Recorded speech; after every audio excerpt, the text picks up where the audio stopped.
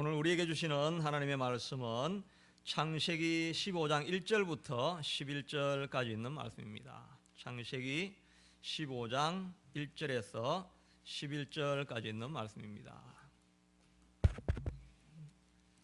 창세기 15장 1절, 사실은 이게 오늘 파워포인트에도 지금 다 나오고 있긴 합니다. 창세기 15장 1절 읽겠습니다.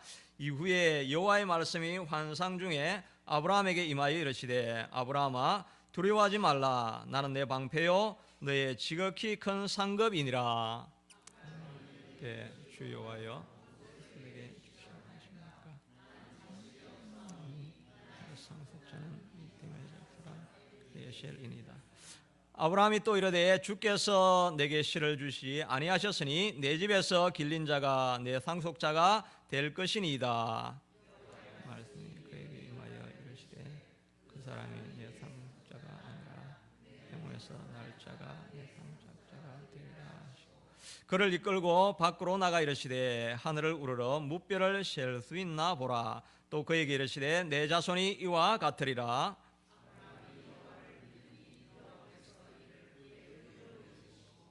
또 그에게 이르시되 나는 이 땅을 내게 주어 소유를 삼게 하려고 너를 갈대아인의 우르에서 이끌어낸 여호와니라.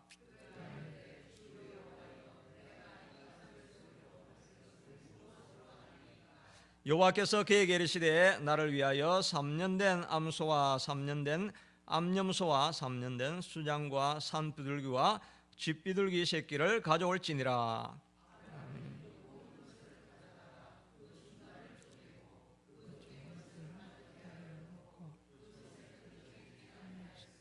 다같이 솔개가 그 사체 위에 내릴 때는 아브라함이 쫓았더라. 아멘. 이제 이 스크린이 너무나 멋있게 이렇게 설치가 되어졌기 때문에 우리가 앞으로 크게 부응할 징조가 보이는 줄로 믿습니다. 하나님께서 우리 교회를 더 축복하시고 크게 쓰실 줄로 믿습니다. 저는 오늘 본문의 말씀을 가지고 주보에는 언약으로 이렇게 나와 있는데 영적 침체를 극복하라 하는 제목으로 설교 말씀을 나누기를 원합니다. 오늘 본문 1절에 보니까 이후에 이렇게 되어져 있는데 이 이후라는 말은 14장에는 아브라함이 롯을 구하기 위해서 저 북쪽까지 올라가 가지고 연합군을 물리치고 이제 내려온 사건이 그 14장에 기록되어져 있습니다.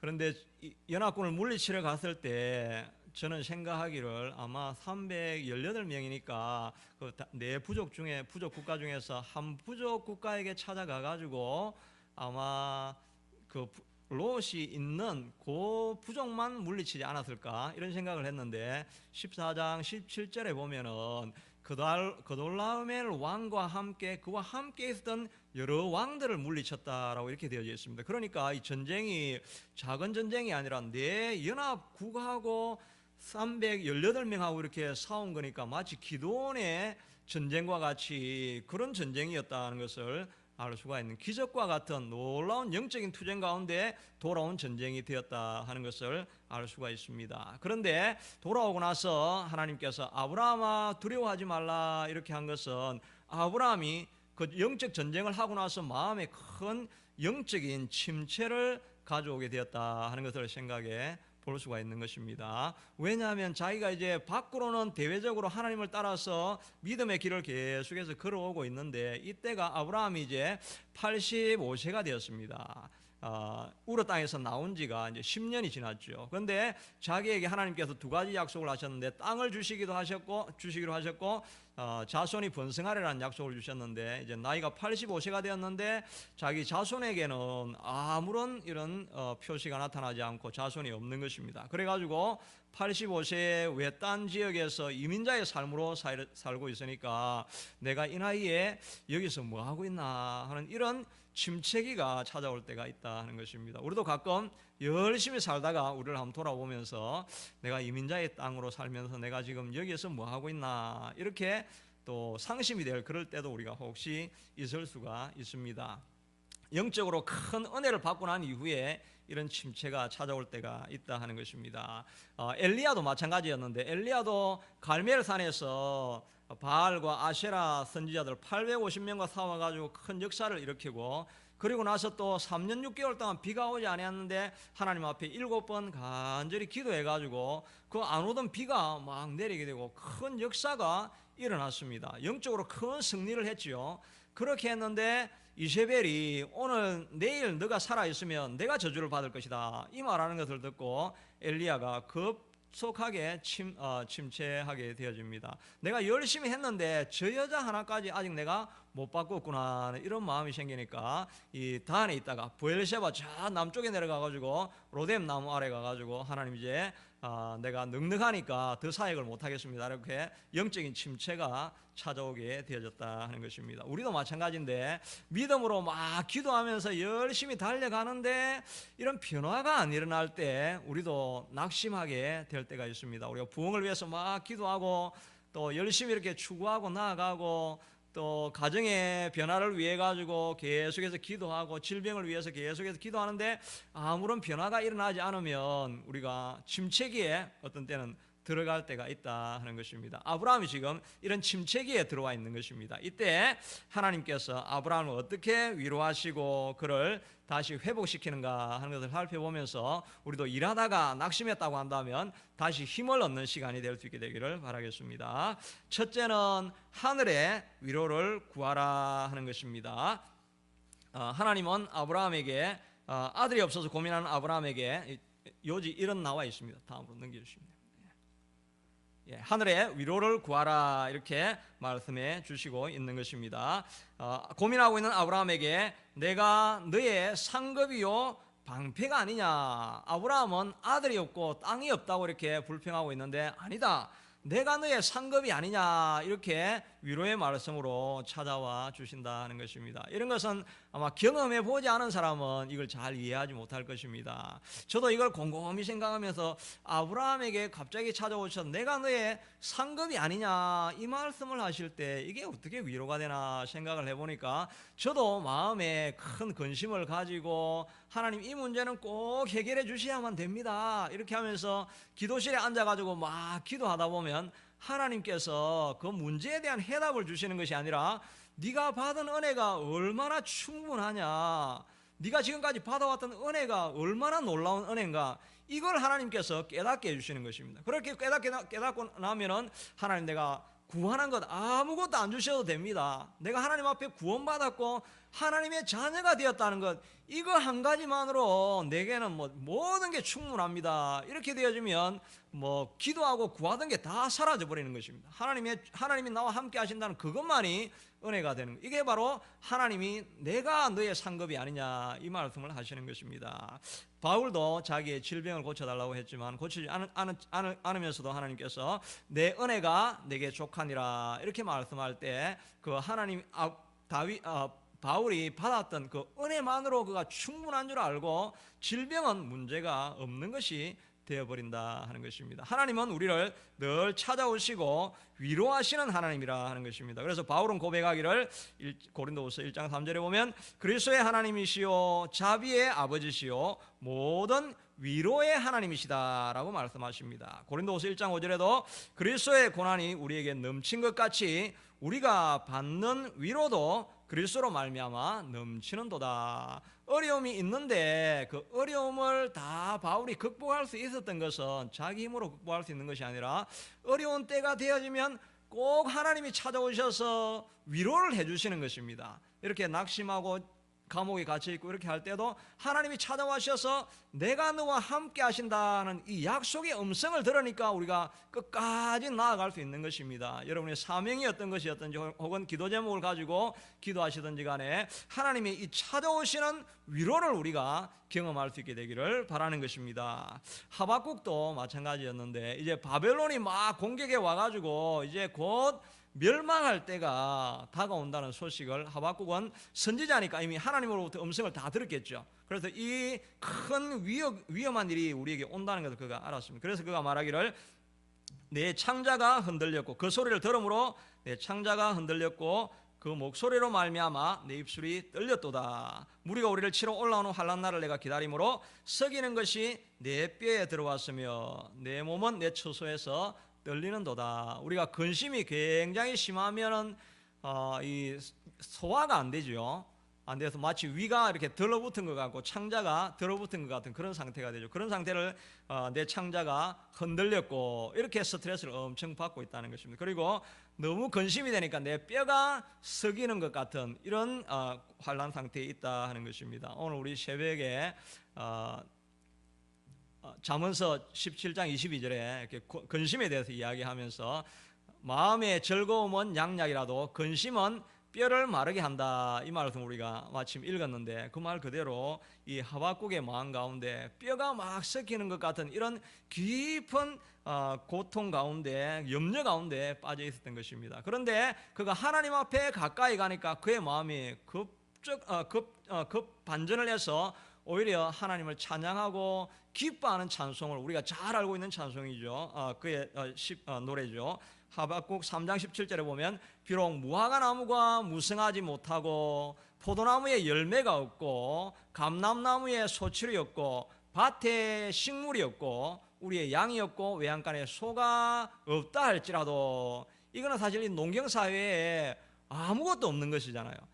들판에 식물도 나무에 과실도 아무것도 없는 데다가 가축이라도 있어야 되는데 가축도 없고 아무것도 없으니까 완전히 제로 상태가 되어진 것입니다. 이 아무것도 없는 상태로 있는 상황 가운데서도 나는 여호와로 인하여 기뻐하며 내 구원의 하나님을 인하여 기뻐하리로다, 이 마음이 하나님을 찾아가는 사람에게는 이런 역사가 일어나게 된다 하는 것입니다. 여러분들도 이런 경험을 하셨던 적가 있죠?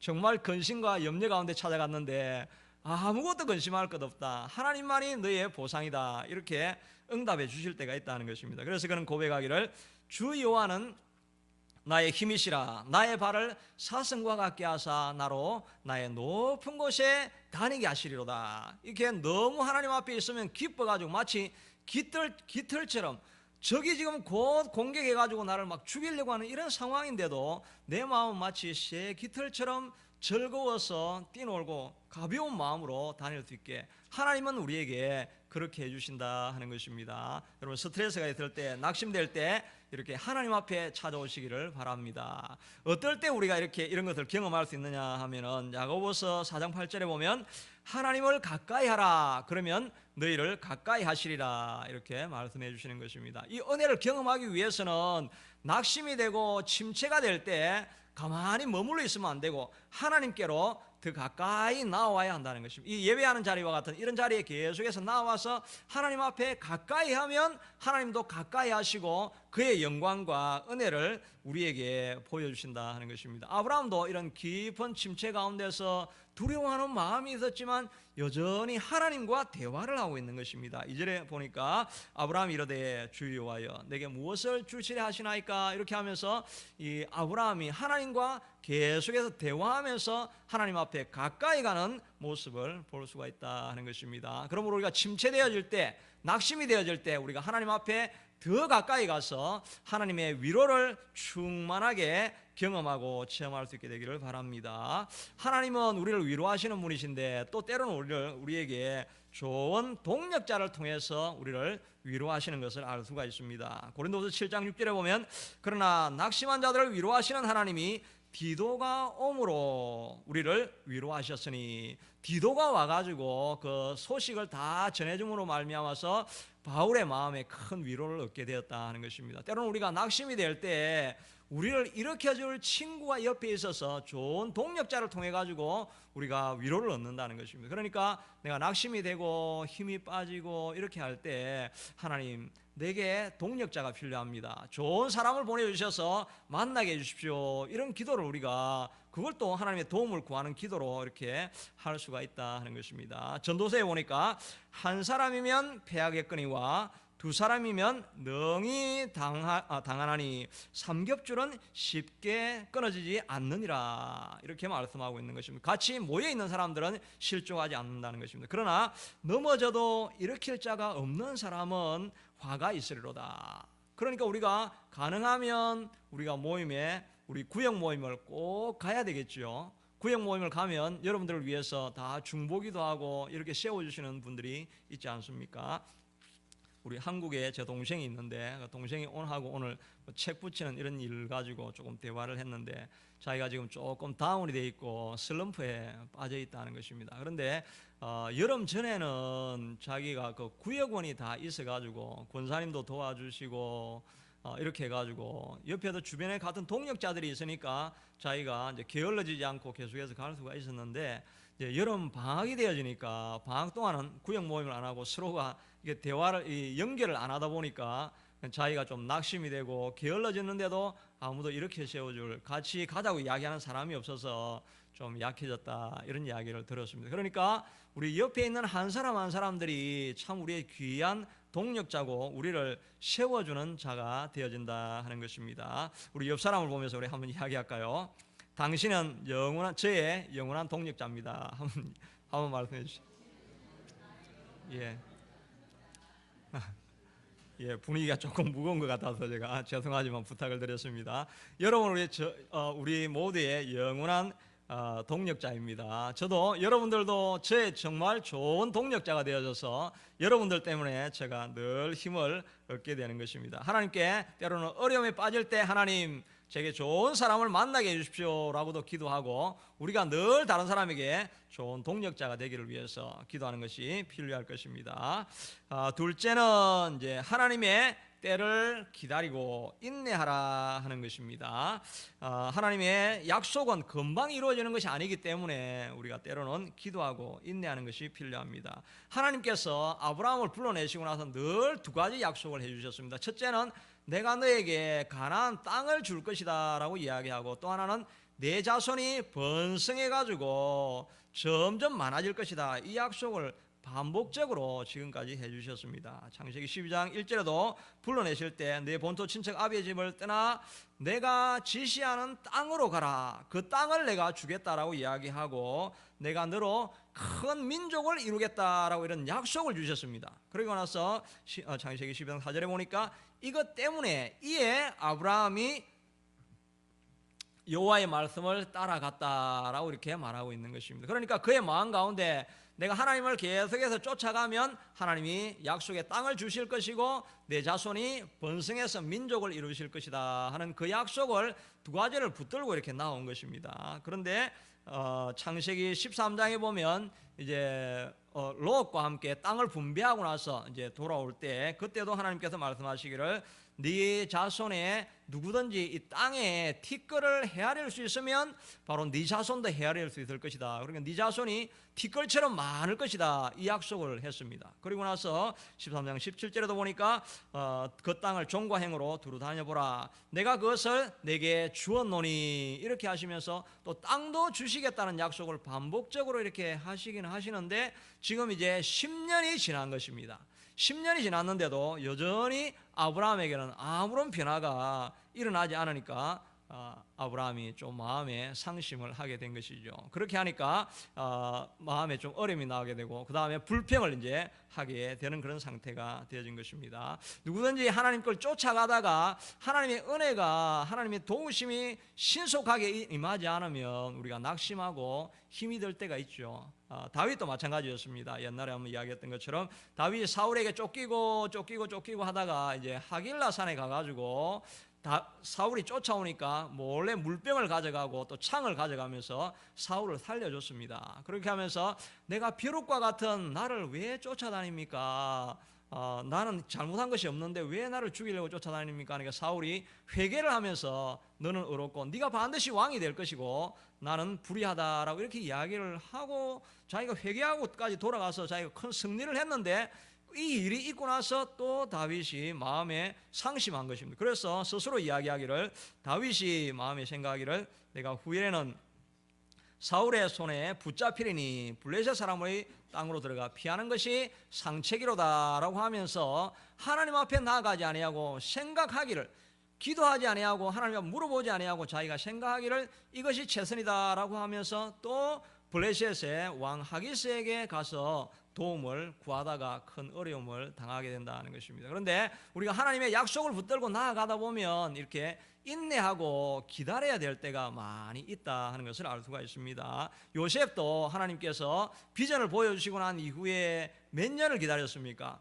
30세가 되기까지 13년을 계속해서 기다리면서 인내하고 난 이후에 하나님께서 그를 총리로 삼아주신 것입니다. 다윗도 30세의 왕이 되기까지 아마 골리앗을 물리칠 때가 16살, 17살 이렇게 된다고 한다면 역시 한 13년, 14년의 젊은 좋은 골든타임을 자기가 고난을 당하면서 인내하고 기다리다가 나중에 왕이 되어진 것을 알 수가 있는 것입니다. 노아는 무려 하나님의 약속을 붙들고 120년을 기다렸습니다. 사람들이 주변에서 이야기하기를 어떻게 산 중턱에 비가 오지도 않는데 배를 짓고 있느냐라고 비난하고 그를 조롱하고 이런 일들이 많이 있었지만 노아는 끝까지 기다렸는데 120년을 기다려서 그 약속을 받았던 것을 알 수가 있는 것입니다. 아브라함이 그 땅을 차지하게 된 때는 얼마나 있다가 그 땅을 가나안 땅을 다 차지하게 되어졌습니까? 오늘 읽었던 본문 마지막에 그 이후에 11절 이후에 보면 하나님께서 약속하시기를 내 자손이 애굽으로 내려갔다가 400년 있다가 찾아와서 그 가나안 땅을 차지하게 되리라고 약속해 주셨는데 그게 실제로 요수아를 통해서 그 약속이 이루어진 것이지요.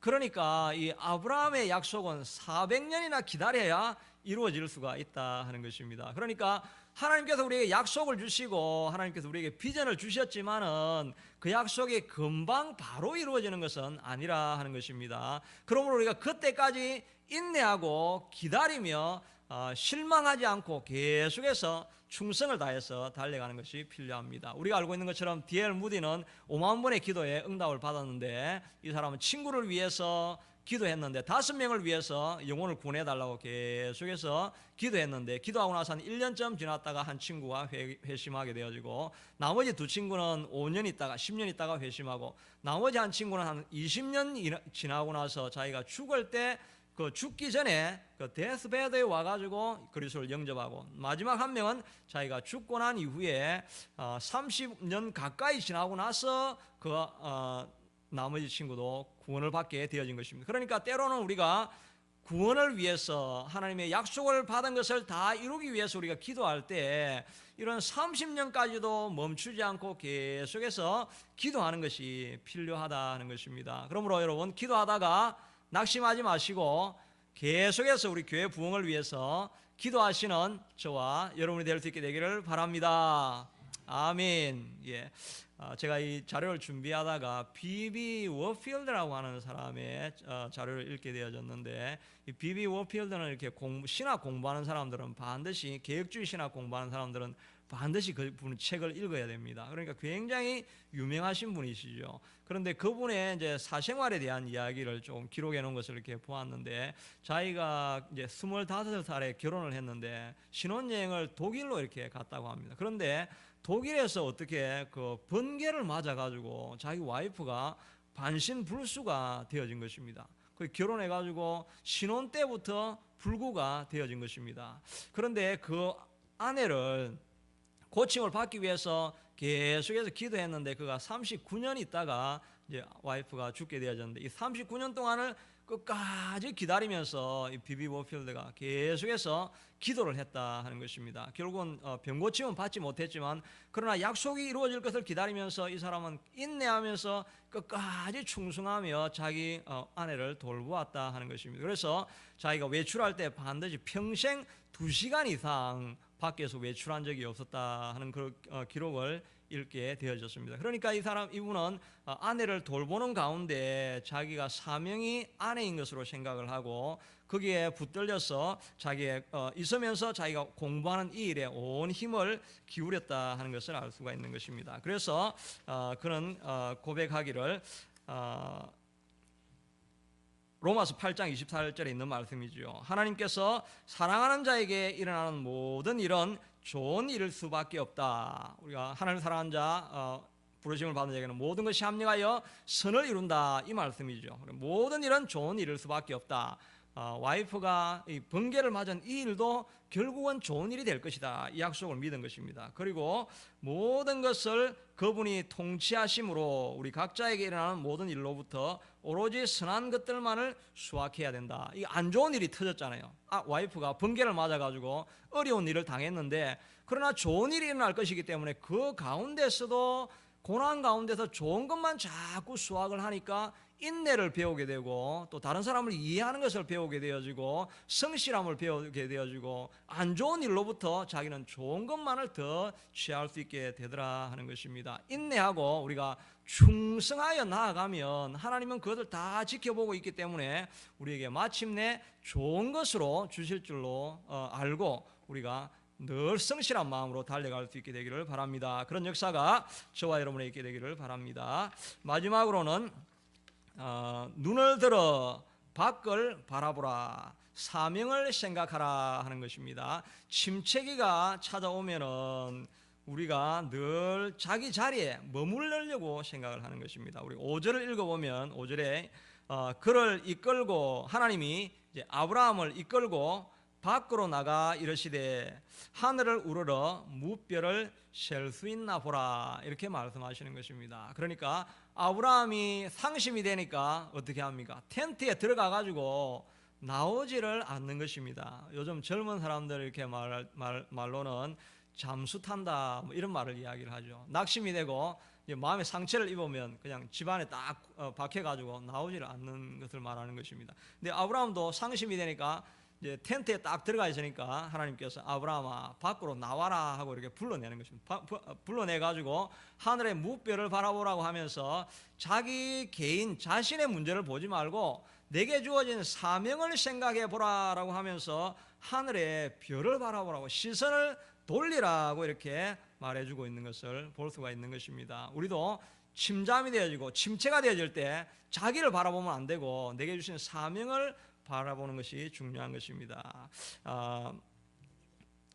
엘리야도 마찬가지 상황을 했죠. 자기가 이제 크게 낙심을 해가지고 이제 로뎀 나무 아래에서 나를 이제 데려가게 해달라고 고백할 때 그가 한 말이 열왕기상 19장 4절에 나오는데, 한 로뎀 나무 아래에 앉아서 자기가 죽기를 원하여 이르되 여호와여 넉넉하오니 지금 내 생명을 거두소서, 나는 내 조상들보다 낫지 못하나이다.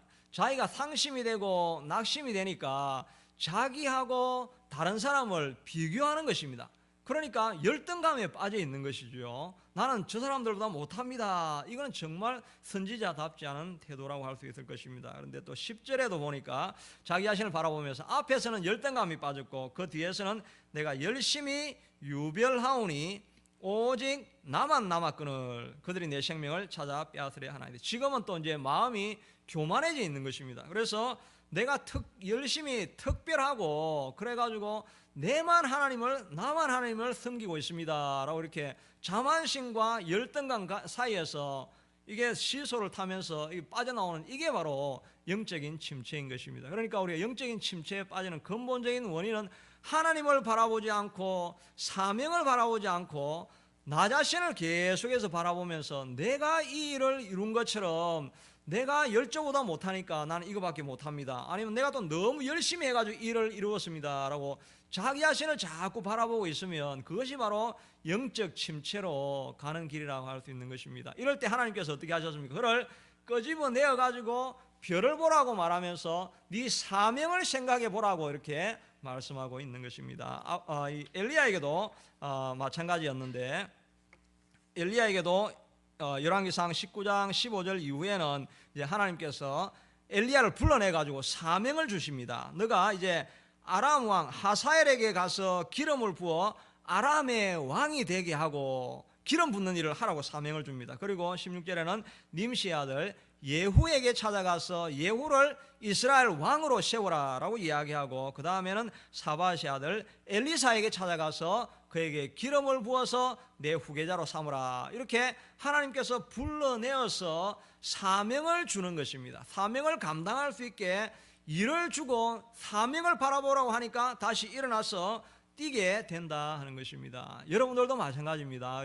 자기 자신 때문에 침체하고 낙심하고 있다가도 여러분의 사명으로 여러분의 목적을 옮겨 놓아야 돼요. 내가 이렇게 낙심하고 절망하고 있으면 내가 교회를 세워야 되는데, 내가 교회를 함께 더 열심히 해가지고 하나님이 기뻐하시는 교회로 가야 될 사명이 있는데, 이 일을 하면 우리가 일어나서 힘을 얻게 된다는 것입니다. 질병에 있다 할지라도 하나님, 아직은 내가 여기서 질병 때문에 주저앉아서는 안 됩니다. 하나님이 주신 사명이 있고 교회를 세워야 되는데 내가 이 자리에 머물 수 없습니다. 하나님, 사명을 위해서 질병을 고쳐주십시오. 이렇게 사명을 계속해서 생각하다 보면 우리의 모든 문제가 사라질 수 있다는. 그런데 우리가 문제를 해결하려고 자기를 자꾸 바라보면서 나를 자꾸 개발하려고 하면 이것만큼 시간을 소비하는 것입니다. 그냥 사명을 생각하고 목적을 향해서 나아갈 수 있게 해달라고 해나가면 그 과정 가운데 하나님께서 우리를 회복시켜 주시게 된다 하는 것입니다. 우리가 월요일 화요일 새벽 예배를 했는데 그 새벽 예배 다 주제가 뭐냐니까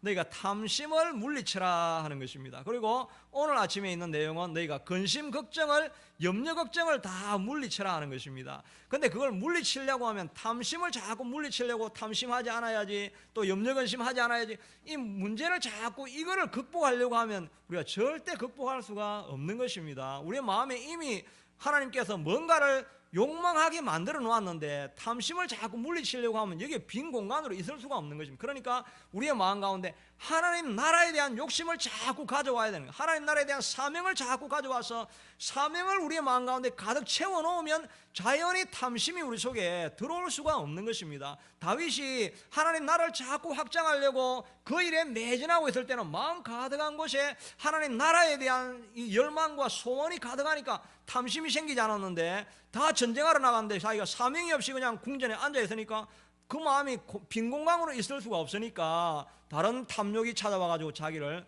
망치게 되는 거죠. 탐욕을 버리려고 하면 우리가 탐욕을 이길 수가 없고, 내 마음 가운데 하나님에 대한 일을 우리 속에 가득 자꾸 채워놓아야 탐심을 이길 수 있다는 것입니다. 우리 삶을 살아가면서 염려 근심이 우리가 얼마나 많습니까? 이걸 물리칠 수가, 스스로 하면 물리칠 수가 없는 것입니다. 그런데 우리가 하나님의 일을 계속해서 감당하다 보면은 하나님의 일이 너무 즐겁고 그 일 때문에 찾아오는 기쁨 때문에 염려 근심할 틈이 없게 된다는 것입니다. 그런데 하나님의 일은 자꾸 하지 않으면서 내가 왜 마음에 근심이 많은지, 슬픔이 많은지, 염려가 많은지 이것만 붙들고 있어서는 우리가 아무 일도 할 수 없고 근심 걱정을 물리칠 수가 없다는 것입니다. 하나님의 일을 계속해서 하다 보면 하나님이 주시는 세상이 감당할 수 없는 충만한 기쁨이 우리를 지배하게 될 줄로 믿는 것입니다. 아멘. 그러므로 우리 토요일 날 우리 나갈 때, 전도하러 가실 때 이렇게 관심을 가지고 꼭 참여하셔가지고 하나님의 일을 내 마음에 채우리라. 여러분 기도하실 때 하나님이 교회를 내가 내 평생 세우리라 하는 이 열심과 이 욕심이 가득하면 염려 근심 때문에 걱정하지 않을 수 있습니다. 탐심 때문에 우리가 우려하지 않을 수 있게 된다 하는 것입니다. 그러므로 저와 여러분이 이렇게 오직 하나님의 나라를 향한 열심과 열망으로 우리를 가득 채울 수 있게 되기를 바라겠습니다. 우리 이 시간 제가 설교를 준비하다가 찬송이 하나 생각이 났는데요. 나주의 믿음 갖고라고 하는 찬송인데, 요 우리 찬송 같이 한번 부르고 그 다음에 우리 말씀 들은 거 이제 제가 이렇게 세 가지를 했는데 우리가 잊어버릴 수가 있습니다. 그러니까 요 찬송 부르면서 한번 생각하면서 그 찬송 부르고 나서 같이 한번 기도하도록 하겠습니다. 예, 믿음 갖고 우리가 실망하지 않기를 위해서 기도하는 것입니다. 나 주의 믿음 갖고 홀로 걸어도, 나 주의 믿음 갖고 노래 부르네. 폭풍 구름 몰아치고 하늘 덮어도 나 주의 믿음 갖고 실망치 않네. 주는 내 친구, 진실한 친구, 세상 것까지 주를 믿으리. 폭풍 구름 몰아치고 하늘 덮어도 주의 믿음 갖고 실망치 않네. 내 주는 선한 목자 나를 인도해. 사망의 골짜기로 다닐지라도 주님께서 나의 길을 인도하시리. 나 주를 따라가리 언제까지나. 주는 내 목자 선하신 목자 어디 가든지 함께 하시네. 주님께서 나의 길을 인도하시니 나 주를 따라가리 언제까지나.